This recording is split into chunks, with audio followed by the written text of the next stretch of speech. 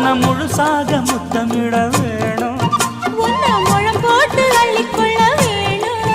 என் குல வாழைய இலை போடவா ஏதின்னும் தாமதம். அடி மீனா பொண்ணு